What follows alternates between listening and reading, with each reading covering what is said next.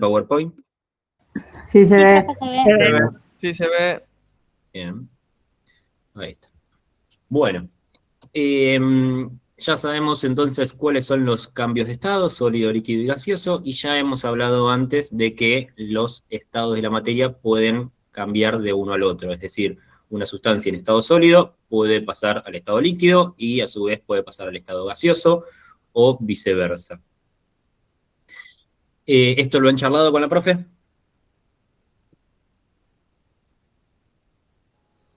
No. No. Ok. No. Bueno, de todas maneras es algo que lo sabían, supongo, ¿no? Que la materia puede cambiar de estado. Sí. Sí. Bien. Ahora mi pregunta es, ¿por qué cambian de estado? ¿Qué puede modificarse en una sustancia para que ocurra un cambio de estado? La temperatura. Bien. Por ejemplo, puede variar la temperatura. ¿Se puede modificar alguna otra variable para que ocurra un cambio de estado? Además de la temperatura. La La presión presión también. puede ser. Bien, la presión también. Deme un segundito.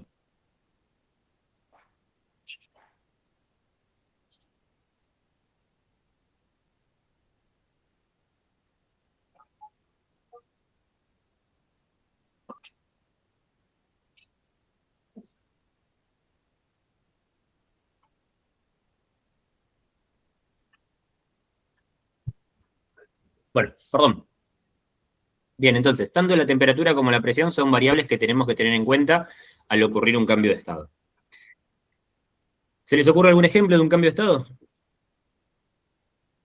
El del agua, A ver, cuénteme un poco más. porque en estado sólido sería el hielo. Después, por ejemplo, del cambio de temperatura, aumenta la temperatura, se vuelve agua. Después Ok, ponerle esa agua, la ponemos en una pava, se calienta más y más y pasa a un tiempo a vapor, que sería un estado gaseoso. ok. Entonces, para que ocurran esos cambios de estado, ¿qué se acaba de modificar? ¿Qué variable? La temperatura, Bien, correcto. ¿Cómo se llama esos cambios de estado que acabas de mencionar? de sólido a líquido, de líquido a gaseoso. Bien, esos procesos reciben un nombre. ¿Cuál es ese nombre? Fusión y vaporización. Ok, bien. ¿Me pueden dar algún otro ejemplo de otro cambio de estado, de otro proceso de los que acá hemos mencionado, de solidificación, de licuación, que había mencionado antes, sublimación, volatilización, y en lo posible de alguna sustancia que no sea el agua? Por ejemplo, ciertos metales cuando llegan a su punto de ebullición se vuelven líquidos. Ok, hubo una parte que no escuché, a ver, ¿lo podrías repetir? Que ciertos metales al llegar a cierta temperatura se vuelven líquidos porque llegan a su punto de ebullición. Bueno, bien, pero cuidado con ahí con el concepto de punto de ebullición, que no es correcto. Ahora en un ratito charlaremos del punto de ebullición. ¿Qué proceso ocurrió ahí entonces? De que ahí se subió mucho la temperatura hasta cierto punto donde pasó de sólido a líquido. Bien, entonces el proceso es la fusión. La Fíjense fusión. que acá aparecen los nombres de los procesos arriba de las flechas que nos indican el comienzo y el final del proceso, ¿sí? Siempre que un sólido se transforme en un líquido, el proceso recibe el nombre de fusión. Bien. Quiero otro ejemplo, a ver, de, no sé, de alguna solidificación, una licuación, una sublimación. Solidificación podría ser al revés lo que dijo Brando. De sólido a líquido, el metal, al estar en un estado líquido, lo pasamos a un molde para que enfríe y quede en estado sólido. Perfecto. Es la Ahí, al enfriarse, entonces, ¿qué es lo que está variando? ¿Y cómo está variando? baja la temperatura. Bien. Entonces, vemos que subiendo y bajando la temperatura pueden ocurrir los cambios de estado, ¿sí? Ahora vamos a Una indagar un pregunta. poquito más en el proceso microscópico, porque de vuelta, todo esto que estamos hablando es macroscópico, es observable. ¿Bien? Nuevamente le buscaremos la explicación a través de la teoría microscópica. ¿Alguien dijo algo recién que no escuché? Sí, yo. Te quería preguntar, la boligoma, viste que cuando la apretás sale un liquidito y después se solidifica. ¿Eso sería un ejemplo ¿Un ejemplo de qué? de solidificación? Sí, así es. Muy bien, ahí tenemos otro. Bien. Bueno, y la siguiente pregunta es, ¿todas las sustancias pueden cambiar de estado? Sí. Sí, No sé, se los pregunté yo a ustedes, díganme. sí. ¿Les ocurre algún ejemplo en que no? Si encontramos un ejemplo en que no, ya tenemos una respuesta a esto. Y si no, puede ser que sí, que todas cambien de estado.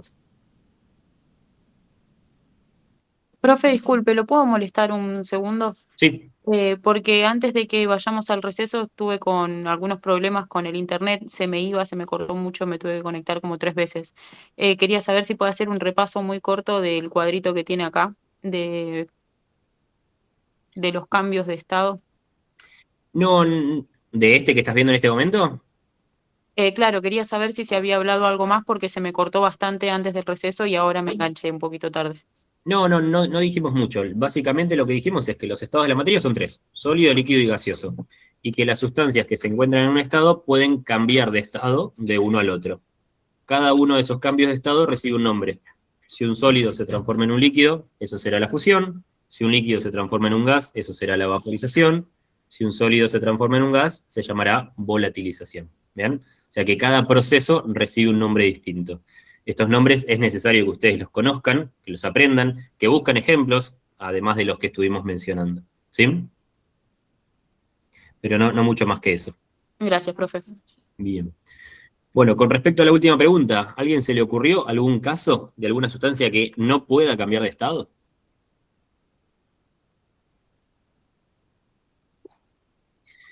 Y les pido perdón acá porque tengo a Panceta, mi perra, que está bastante desesperada y está ladrando mucho. Así que escucharán sus ladridos. Espero que no tapen mucho mi voz.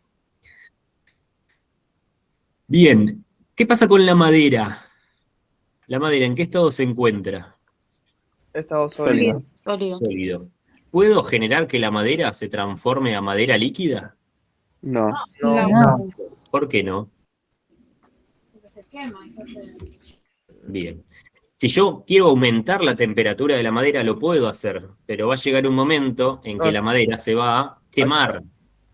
ajá. Cuando la madera se queme, va a sufrir una reacción química, va a sufrir una transformación y va a dejar de ser madera. Entonces, en ese caso, no puedo lograr que la madera cambie de estado. ¿Sí? Hay situaciones en las que si cambiamos la temperatura, antes de que ocurra el cambio de estado, ocurre otro cambio, otra transformación. Entonces, no todas las sustancias pueden cambiar de estado y no todas las sustancias pueden cambiar de cualquier estado a cualquier estado. Sí podemos decir que muchas sustancias pueden cambiar de estado, eso sí es seguro, y que quizás lo hagan a distintas temperaturas. Por ejemplo, ustedes me mencionaron que los metales, que por lo general son sólidos a temperatura ambiente, pueden transformarse en líquidos. Eso es lo que se llama fundición de metales, que es una fusión de lo que está ocurriendo ahí. Ahora, ¿los metales se pueden transformar en gases? No. No. no. No. Sí que pueden. Sí pueden. ¿Bien? Así es. ¿Cuál? Nada más todos, te diría. Y voy a decir casi todos por las dudas, porque seguramente haya ejemplos que no. Pero la realidad es que los metales se pueden transformar en gases. Lo que se necesita es una temperatura muy alta. ¿Bien? Si ustedes se fijan en la tabla periódica, es muy posible que en la tabla periódica del lado de atrás aparezca el punto. Bueno, sí, se los voy spoileando, porque era algo que íbamos a hablar después, pero lo charlamos ahora. Aparece el punto de fusión y el punto de ebullición de los elementos. Entonces, si van, por ejemplo, al hierro, a ver, ¿tienen su tabla periódica por ahí? Sí. Sí, profe. Bien, a ver. Voy a mi tabla periódica. La parte de adelante no. Miramos la parte de atrás. En la parte de atrás están todos los elementos ordenados alfabéticamente y en una de las columnas dice punto de fusión o P de fusión o algo así, y en otra columna dice punto de ebullición. Confírmenme si lo están viendo. Sí. Sí. Bien. En mi tabla periódica, por lo menos, después de donde dice punto de fusión y punto de ebullición, entre paréntesis aparece una cosa, una letra, un símbolo. ¿En la suya aparece? Dígame qué es. Grados Sí, Grados centígrados. centígrados. Bien, grados Celsius, ¿sí? Anteriormente se le decía grados centígrados, ahora actualmente la forma correcta de decirle es grados Celsius. ¿Qué son? ¿Qué es ese símbolo? ¿Qué representa? Una unidad de medida. Una unidad de medida. ¿Y qué se está midiendo acá? La temperatura. La temperatura. Por lo tanto, el punto de fusión y el punto de ebullición son temperaturas, pero son temperaturas particulares, porque si no, no aparecerían acá en la tabla periódica. Bien, si no, no tendrían un nombre, no es que cada temperatura tiene un nombre. Bien, ¿qué será el punto de fusión?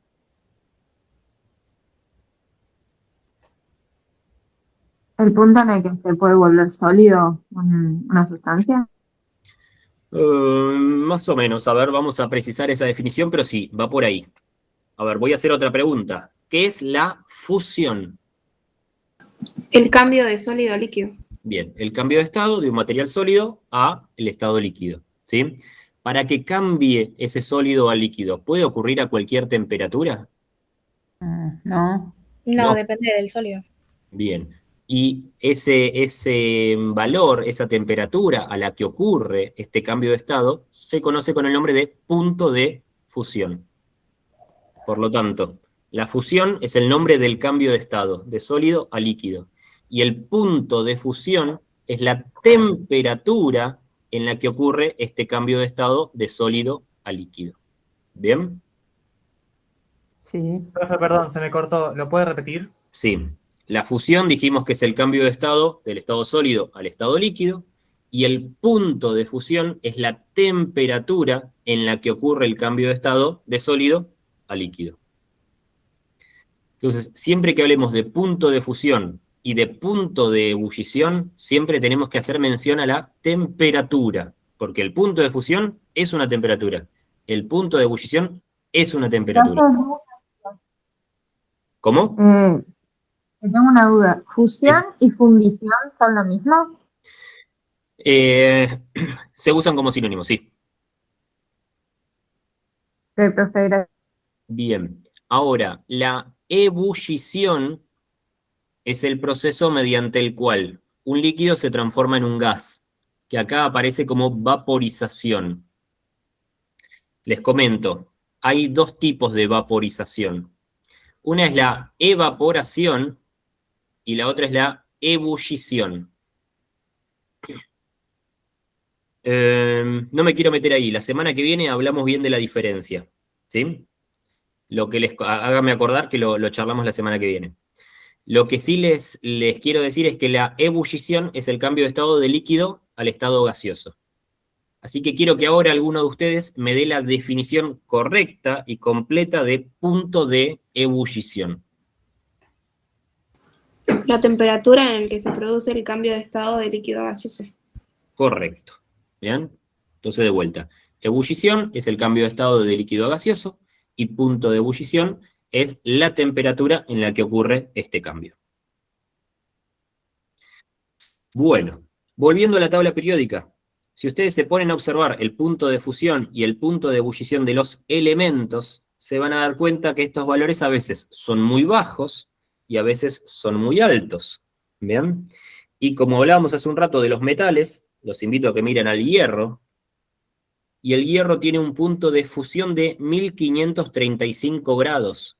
O sea que si quiero que el hierro sólido se transforme en un líquido, debo elevar su temperatura hasta 1535 grados Celsius o una temperatura superior. Y para que se transforme en un gas, ¿qué temperatura tengo que tener? 3200. Bien, tengo que superar la temperatura de 3200 o igualar esa temperatura. ¿Bien? Entonces, los metales también pueden ser gases, los metales también pueden vaporizarse o ebullirse. De hecho, ya que hablamos del hierro, ¿saben dónde se crean los elementos químicos? ¿Dónde se producen?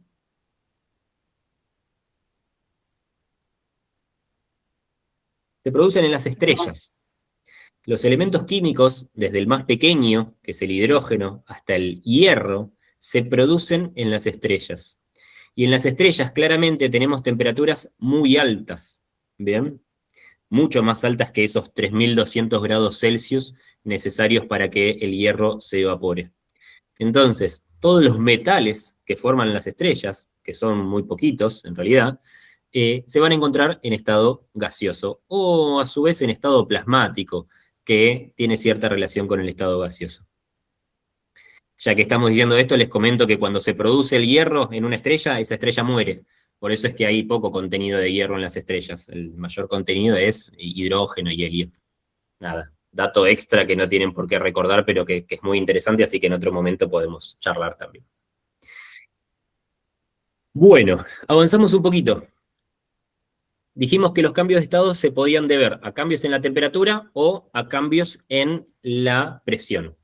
Quiero que analicemos esto teniendo en cuenta la teoría cinético-molecular, porque dijimos que todo lo macroscópico, todo lo observable, lo medible, lo tenemos que explicar a través de una teoría microscópica, que es la teoría cinético-molecular.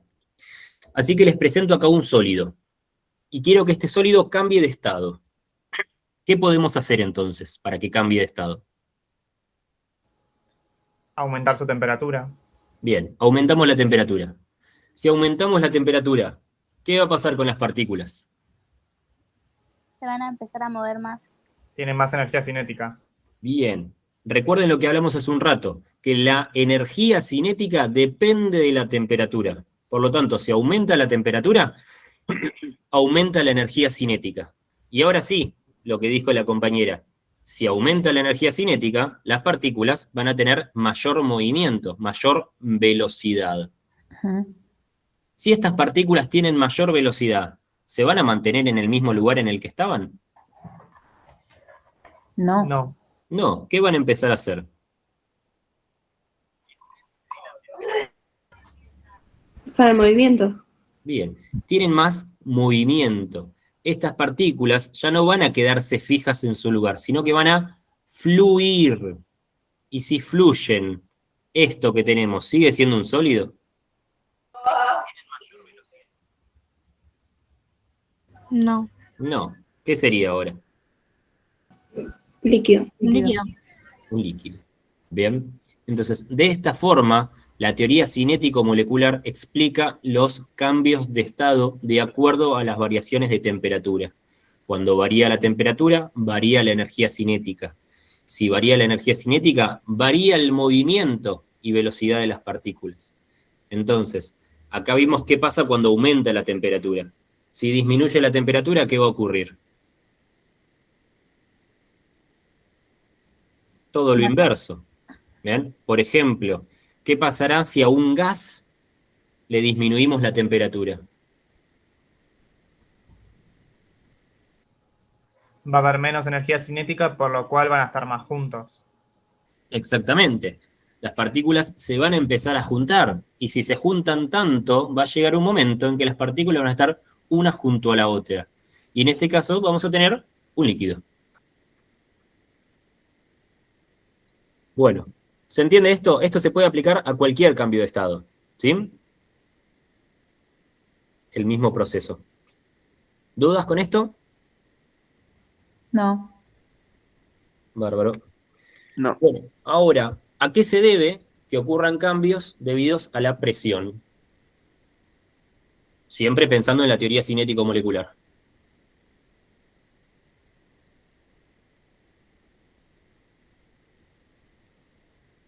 ¿Ideas? Pongo esta imagen, a ver. Porque la presión comprime las partículas, ¿Y qué pasa si se comprimen las partículas? tienen menos movilidad. ¿Tienen menos movilidad? ¿Y qué pasa además de que tienen menos movilidad? Se Tienen juntan. más espacio, Menos volumen. energía cinética. Se juntan, ¿bien? Si yo comprimo las partículas, se van a empezar a juntar irremediablemente, ¿bien? Y si las partículas se juntan y están tan cerca unas de la otra, ¿bien?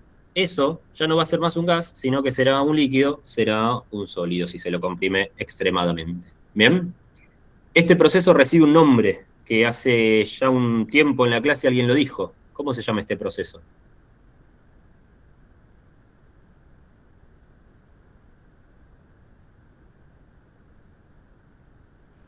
Esto es la licuación. Bien.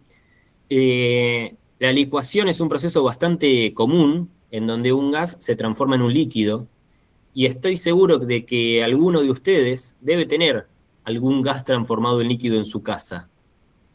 Sí, como el encendedor. Exactamente. En el encendedor, o en alguno, yo estaba pensando en otra cosa, ¿bien? Que se comporta de forma similar al encendedor. ¿Una garrafa? Una La garrafa. garrafa, exactamente. Tanto para la garrafa como para el encendedor, lo que se hace es comprimir un gas. Ese gas se lo comprime para que entre mucho gas dentro de la garrafa o dentro del encendedor, y se lo comprime tanto que se termina transformando en un líquido. Si ustedes ven esos encendedores transparentes, tienen un líquido y tienen algo que no vemos. Ese algo que no vemos es la misma sustancia en estado gaseoso. O sea que dentro del encendedor conviven los dos estados. Hay un equilibrio de fases, se dice. En una garrafa pasa lo mismo. Si nosotros agitamos una garrafa, se escucha que hay un líquido adentro. ¿Por qué? Porque el gas se comprimió tanto que se terminó transformando en un líquido. Bien, y ya que estamos, vuelvo un momentito a esta imagen. Bien, fíjense que acá en esta imagen vemos que el proceso de que un gas se transforme en un líquido recibe el nombre de licuación. ¿Lo ven?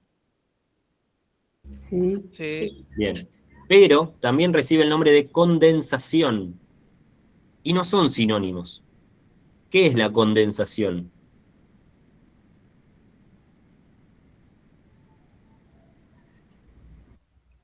Si alguna vez se bañaron, la habrán visto la condensación. Es tipo cuando se forman gotitas. Por ejemplo, cuando cocinas algo, el vapor queda sobre la tapita.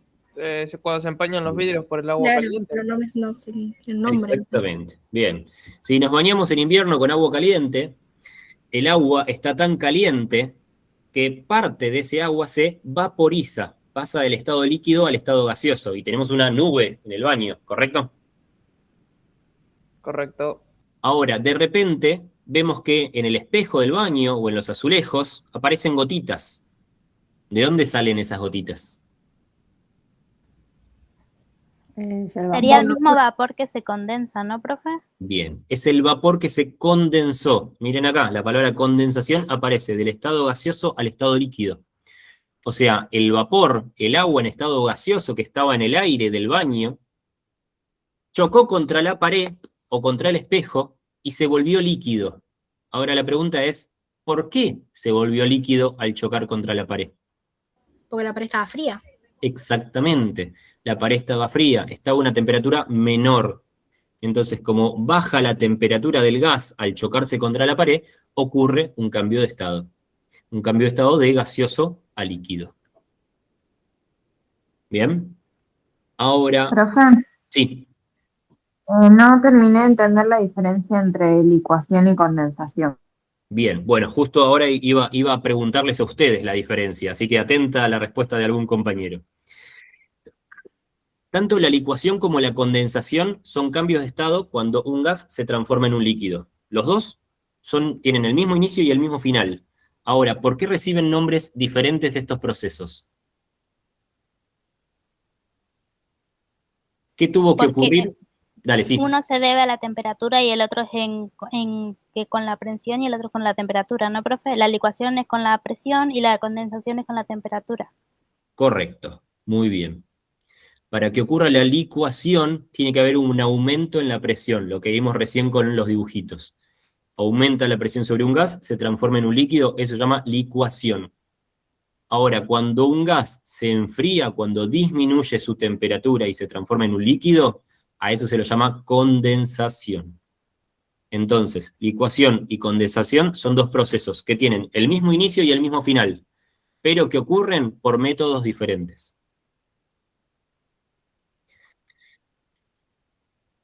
Bien, ¿dudas? No. Bueno. Bien, y acá llegamos a otras propiedades Vieron que al principio de la clase hablamos de algunas propiedades de la materia, que eran la masa, el volumen, hablamos de la densidad, y acá llegamos a estas otras propiedades, que son el punto de fusión y el punto de ebullición, que ya fueron definidos. ¿Bien? Ahora les hago una pregunta. Acá vemos una pava, ¿no? En donde, ¿qué está ocurriendo ahí en esa pava? Está hirviendo el agua. Bien, está hirviendo. Nosotros usamos la palabra hervir en nuestra vida cotidiana. Acá no vamos a decir hervir, sino que vamos a decir, ¿Se está vaporizando? bueno, se está vaporizando, ¿sí? Llegó a su punto de ebullición. Llegó a su punto de ebullición, o está ebulliendo, simplemente. ¿Bien? Bien. ¿Cuál es el punto de ebullición del agua? 100 grados Celsius. 100 grados Celsius. ¿Todos están de acuerdo? Sí.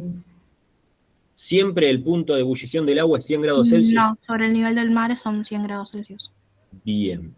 Sobre el nivel del mar, el punto de ebullición del agua es 100 grados Celsius. ¿Qué quiere decir esto? Que, por ejemplo, a diferentes alturas, si yo subo una montaña, o si yo bajo en una parte del mundo donde haya una depresión, el punto de ebullición va a ser distinto. ¿Por qué? Porque el punto de ebullición depende de la presión. Y a mayor o menor altura con respecto al nivel del mar, la presión es diferente. Entonces, sí. Perdón, una chica, Correa Mailén, dijo que se tiene que ir, que le avisemos. Bueno, que vaya tranquila. Gracias. Entonces, ¿qué estábamos diciendo? Bueno, el punto de ebullición depende de la presión. Por lo tanto, si yo les pregunto el punto de ebullición del agua, me pueden decir 100 grados Celsius, ¿bien? Pero hay que aclarar la presión a la que ocurre ese punto de ebullición. Porque si alguno me dice que el punto de ebullición del agua es 90 grados Celsius, su respuesta también es correcta. Y si me dice que es 120, también es correcta. Y si me dice que es 40, también es correcta. ¿Qué quiere decir esto? Que el punto de ebullición no siempre es el mismo y depende de la presión. Y acá entonces es que tenemos que definir otras propiedades, que son el punto de fusión normal y el punto de ebullición normal. Al agregar la palabrita normal a este concepto, lo que estamos haciendo es hablar de a nivel del mar, ¿bien? De la presión atmosférica normal. Entonces, ¿qué podemos decir? Que el punto de ebullición normal del agua es 100 grados Celsius. Y ese sí es el único punto de ebullición normal, porque ahí estamos hablando de la presión normal, de la presión atmosférica al nivel del mar. Ahora, si estamos a otra presión, el punto de ebullición va a ser distinto. Y ahí tenemos que decir que es el punto de ebullición, sin agregarle la palabrita normal. En definitiva, si hablamos de la normalidad, si hablamos a nivel del mar, tenemos que hablar de punto de fusión normal o de punto de ebullición normal. Si estamos en otras condiciones de presión, el punto de fusión y el punto de ebullición van a cambiar, van a variar. ¿Se comprende esto? Sí. Bueno, luego haremos una experiencia para verificar si esto es correcto. Bien. Bueno, el punto de fusión. Sí. ¿Una experiencia? Una experiencia, así es. Perdón. Pensé que había escuchado mal. No. El punto de fusión y el punto de ebullición, ¿son propiedades extensivas o intensivas? Intensiva. ¿Dependen de la cantidad de materia o no? No, depende. No. Está toda picada. Bien. Si yo tengo 1 litro de agua a presión atmosférica, ¿a qué temperatura hierve? 100 grados Celsius. Cuando esa cantidad de agua llega a los 100 grados Celsius. Bien. Y si tengo 500 litros de agua, ¿a qué temperatura hierve? A los Igualmente. 500. Sí, a la misma. A los 500 cuando tarda en llegar. Bien, a la misma temperatura. Tardará más o menos en llegar, eso no importa. Bien, pero la temperatura es la misma. Por lo tanto, el punto de fusión y el punto de ebullición son propiedades intensivas. No dependen de la cantidad de materia. ¿Y qué habíamos dicho de las propiedades intensivas? ¿Para qué me sirve conocer las propiedades intensivas? Para caracterizar una sustancia, más Bien, específicamente. bien, para caracterizar una sustancia. Entonces, por ejemplo, yo tengo un líquido, lo pongo a hervir y veo que hierve a 100 grados Celsius, puedo decir, debe ser agua. Si hierve a una temperatura mucho mayor o mucho menor, ahí puedo decir, bueno, será tal sustancia o será tal otra. ¿Bien? Bien. Bueno, nos queda un ratito, así que vamos a cambiar un poco de tema y hacer una introducción a la estructura atómica. Bien, chicos, hago una aclaración. Con respecto a estados de agregación y cambios de estado, yo profundizaría un poco más, pero la verdad es que me siento en un apriete y no tenemos tanto tiempo. Así que pregunto, con todo lo que hablamos hoy, más lo que ya habían trabajado en clase con la profe, ¿están conformes? ¿Tienen un entendimiento de los estados de la materia? Sí. Sí, profe. Sí, profe, 100%. Bien, bueno. Entonces avanzamos un poquito más. Y pasamos entonces a la estructura atómica, ¿bien? Como para entender un poquitito más cómo está formada la materia, porque dijimos que todo esto da vueltas alrededor de la materia. Ustedes ya estuvieron hablando un poco de la estructura atómica, vieron que hay diferentes modelos atómicos. Un modelo es una representación de un átomo, o sea, todo lo que estuvieron leyendo ustedes y trabajando son representaciones del átomo. ¿Qué quiere decir? Que el átomo no es exactamente así como lo estamos viendo en esta imagen, sino que esta es una forma de representarlo, de poder entenderlo, ¿bien? Hay diferentes modelos atómicos porque cada uno responde a una época distinta y a los avances científicos de esa época. A medida que vamos avanzando en el tiempo, los modelos van teniendo cada vez más información. En este momento, después del modelo atómico de Bohr, que fue el último que ustedes incluyeron en su trabajo, aparece lo que se conoce como modelo atómico actual o modelo atómico moderno, el cual es bastante complejo y no vamos a estudiar este año, sino que ustedes lo estudiarán el año que viene en segundo año. Así que nosotros nos vamos a quedar con esta imagen. Cuando pensemos en un átomo, tenemos que pensar en algo parecido a esto. ¿A qué modelo se parece? El de Thomson, ¿no? Bueno, tenemos ahí una respuesta. ¿El resto qué dice? El de Bohr, profe. El de Bohr.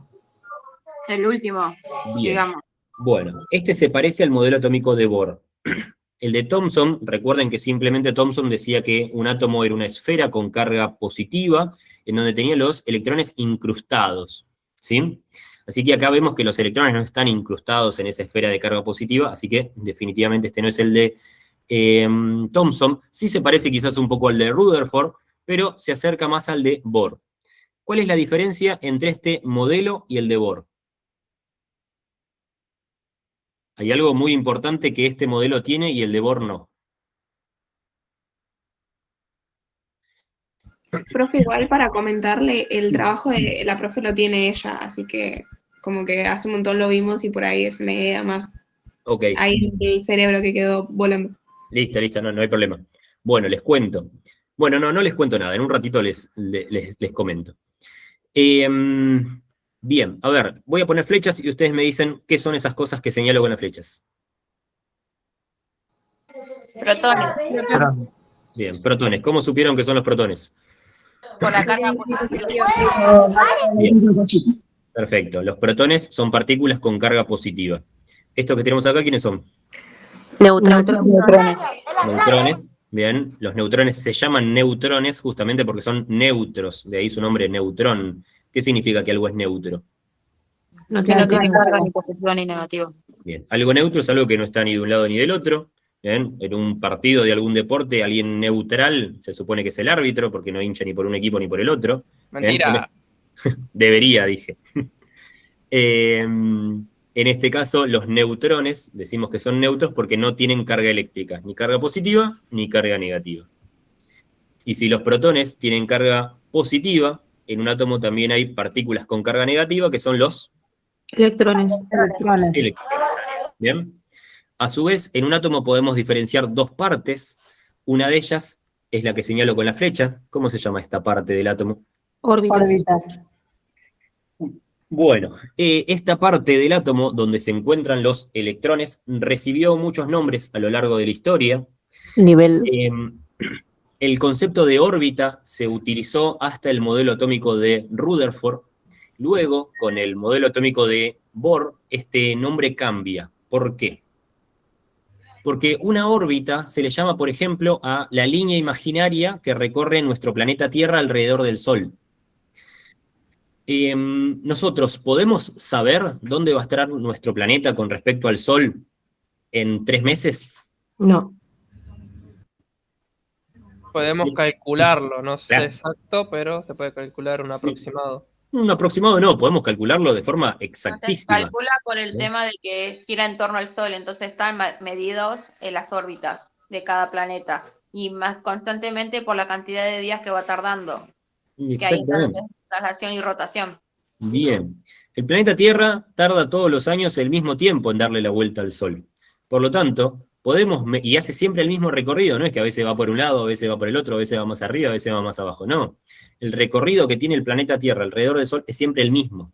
Por lo tanto, yo puedo calcular dónde va a estar el planeta Tierra mañana, en 3 días, en 15 años, ¿bien? Por eso se pueden predecir también los eclipses, no es casualidad esto, ¿bien?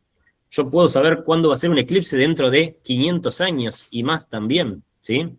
Y también para atrás, puedo saber dónde estuvo la Tierra hace 3 días o hace 5 años, ¿bien? ¿Por qué? Porque la Tierra tiene una órbita, que es una línea, un recorrido fijo alrededor de un centro que es el Sol. Los electrones no tienen un movimiento fijo alrededor del centro del átomo. El movimiento de los electrones es bastante azaroso. No se sabe dónde va a estar un electrón al instante siguiente, ¿bien?, de donde está ahora. Por lo tanto, no podemos decir que los electrones están en órbitas. Para los electrones y para la zona donde están los electrones, ese concepto ya no se utiliza más. Anteriormente se usaba, después ya se dieron cuenta que no podían usarlo. Entonces, ahora se manejan otros conceptos. El concepto actual es el de orbital, u orbitales. Fíjense que es una palabra parecida, pero que tiene un concepto totalmente diferente. Luego hablaremos de orbitales. Por el momento, como el concepto orbital es un concepto bastante complejo, nosotros diremos que estas líneas imaginarias por donde aproximadamente se mueven los electrones, lo llamaremos niveles de energía. Y en este átomo vemos que hay 2 niveles de energía. Uno más cercano al centro y otro más lejano al centro. Los átomos pueden tener desde 1 hasta 7 niveles de energía. Entonces, con los niveles de energía, básicamente lo que podemos decir es que hay electrones que están más cerca del centro y electrones que están más alejados del centro. ¿Sí? ¿Queda claro esto? Sí. Sí. Bien. Bueno, y lo último que nos falta nombrar es este centro, que yo le vengo diciendo centro, centro, centro, pero me muero de ganas de decirle de otra forma. ¿Cómo se llama el centro de los átomos? Núcleo. Núcleo. Bien, el centro de un átomo es el núcleo, así que los electrones rondan alrededor del núcleo. Y el núcleo, como ya dijimos anteriormente, está formado por protones y neutrones. Bueno, ahora pregunto, ¿todos los átomos son exactamente iguales unos a otros? No. No. Nosotros dijimos que toda la materia, todo lo que está a nuestro alrededor, está formado por átomos o por partículas que se derivan de ellos, como los iones, que son átomos con carga eléctrica, o moléculas que están formados por átomos. Por lo tanto, los átomos tienen que ser distintos unos de otros, si no todo lo que tenemos a nuestro alrededor sería todo igual. Ahora la pregunta es, ¿qué diferencia a un átomo de otro? Su composición La nuclear. cantidad de electrones. Bueno, la cantidad de cada una de estas partículas.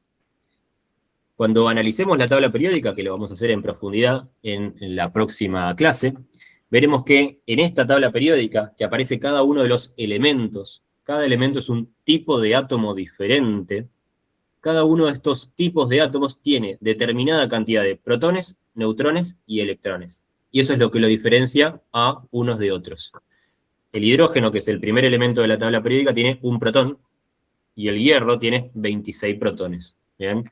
Y el cloro tiene 17 protones, y así podemos seguir enumerando. Entonces, las diferencias que hay entre unos átomos y otros radica en la cantidad de sus partículas.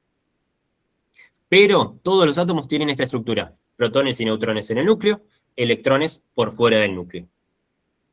Lo que varían son las cantidades. Y ahora pregunto, hace un rato hablamos de esto, pero lo vuelvo a preguntar porque ahora lo traemos a colación. ¿Qué significa que un átomo sea neutro? Que tiene la misma cantidad de protones que de electrones. Ok, ¿por qué eso indica que es neutro? Porque las cargas son neutras. Se neutralizan las cargas cuando uno es positivo y el otro es negativo. Perfecto, bien. Dijimos que los protones tenían carga eléctrica positiva, los electrones tienen carga eléctrica negativa. Los átomos neutros son aquellos que tienen la misma cantidad de protones que electrones, porque tienen la misma cantidad de cargas positivas que de cargas negativas. Si ustedes se ponen a contar esto acá, van a ver que hay 5 protones y 5 electrones. Así que al tener la misma cantidad de cargas positivas y negativas, podemos decir como que se anulan entre sí, y el átomo en su totalidad no es ni positivo ni negativo, es neutro. Recuerden que hace un rato hablamos de que los átomos eran neutros. Cuando dejan de ser neutros, ¿cómo se llamaban a los átomos que ya no son neutros? Iones. Iones. Iones. Bien, pregunto, ¿qué le tendrá que pasar a un átomo para que se transforme en un ion? Cambiar su cantidad de electrones. Bien. Los átomos pueden ganar o perder electrones fácilmente. Cuando ganan o pierden electrones, la cantidad de protones no se modifica. Entonces, al ganar o perder electrones, ya no coincide con la cantidad de protones. Por lo tanto, ese átomo que gana o pierde electrones deja de ser neutro y pasa a ser un ion. Luego trabajaremos un poquitito más sobre esto también. Bien. Bueno, todos los elementos que existen los tenemos en la tabla periódica, y si ustedes tienen su tabla periódica por ahí, les pregunto, ¿cuántos elementos existen en el universo?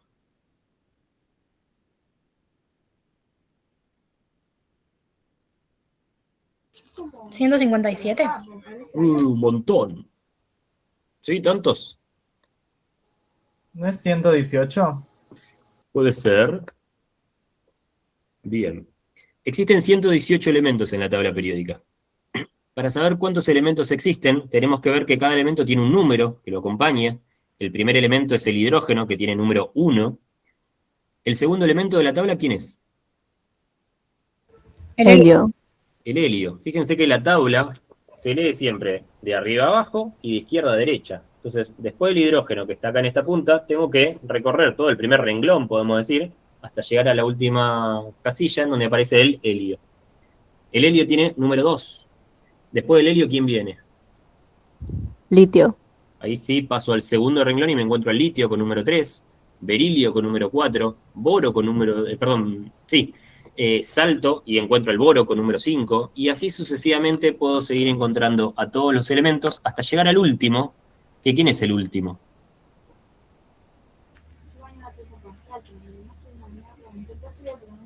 Oganesón. Bien, el oganesón con número 118. Esto quiere decir que existen 118 elementos en la tabla periódica y también en el universo. Puede que en alguna tabla aparezca un elemento número 119, 120, 121. Estos elementos aún no han sido descubiertos. Se cree que pronto se los descubrirá de forma artificial, porque todos los últimos elementos de la tabla periódica son todos artificiales, pero aún no se los ha descubierto oficialmente. Por lo tanto, actualmente existen 118 elementos y nada más. ¿Alguno de ustedes tiene una tabla periódica en donde el elemento 118 no se llame oganesón, sino que tenga otro nombre? Sí, profe, justo le iba a preguntar eso. Bien, ¿qué nombre dice? Un noctio. Bien, bueno, vamos a analizar ese nombre. Un octio. ¿Qué significará un octio?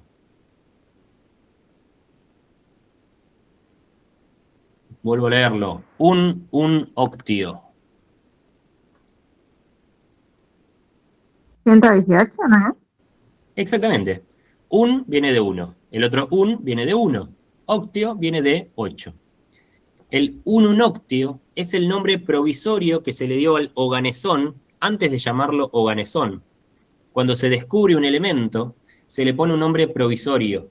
Ese nombre provisorio tiene que ver con este número, llamado número atómico, que ahora veremos. ¿Bien?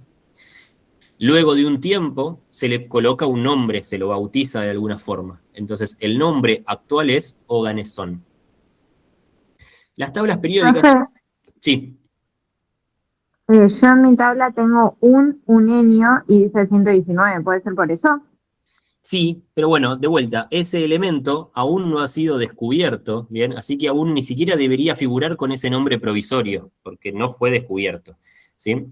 Yo no sé, la gente que hace las tablas periódicas, qué es lo que piensa, qué es lo que hace, porque pone cosas que todavía no existen, pero a su vez el oganesón tiene ese nombre, no sé, hace como 15 años, y hay tablas que la siguen imprimiendo con su nombre provisorio. Entonces, la gente que hace tablas periódicas claramente pertenece a editoriales que no se dedican a la química, entonces no actualizan la información y hacen básicamente lo que tienen ganas, supongo. Pero bueno, hay cosas que si nosotros queremos la información oficial, tenemos que entrar a esta página. Esta página, que es la de la UPAC. UPAC significa Unión Internacional de Química Pura y Aplicada. Ellos son quienes aplican los convenios entre gente que estudia química y toma decisiones. Entonces, si queremos saber cuántos elementos tiene la tabla periódica, tenemos que ir a mirar esta página. Si queremos saber información oficial, tenemos que ir a esta página. ¿Bien? Después, si esta tabla periódica no se basa en la UPAC, es posible que cometa algunos errores como esto que acabamos de mencionar. Profe, Sí. mi tabla parece del número 112 hasta el 118 que dijo con un nubio, un nutrio, así. Así es. Sí, sí, sí. Es muy común. Yo también tengo tablas que son así. De todas maneras, lo que quiero decir con esto no es que se tienen que ir a comprar otra tabla periódica o tienen que elevar una queja a la editorial. Cualquier tabla periódica sirve, ¿bien? Y la realidad es que esos últimos elementos son todos elementos artificiales, son todos elementos que cuando se los crea, en unos instantes, en unos segundos, se transforman en otros elementos, ocurre ahí algún proceso radiactivo, ¿bien? Entonces, la realidad es que no vamos a encontrar estos elementos en sustancias de la vida cotidiana, ni vamos a trabajar ni mencionar a estos elementos. De hecho, yo algunos nombres ni los conozco, ¿bien? Porque la realidad es que no son muy relevantes, ¿bien? Entonces, no se preocupen si sus tablas periódicas no están actualizadas, no hay ningún problema. Bien. Bueno, acá tenemos, miren, una tabla periódica que está muy desactualizada, pero dentro de lo que hay en internet es como la mejorcita para visualizar en una videollamada. De todas maneras, ya estamos llegando a las 9 de la noche, ya son las 9 de la noche, así que, si les parece, cortamos acá, y en la próxima clase analizamos toda la información que podemos extraer de la tabla periódica. ¿Están de acuerdo? Sí, profe. Sí, profe. Sí, profe. Sí, profe, no hay problema. Bien. Entonces, yo ya voy a dejar de grabar y nos despedimos. Bueno, cuéntenme. Yo no les veo las caras en una grabación y eso a mí me molesta bastante porque ustedes están estudiando para ser profesores y verán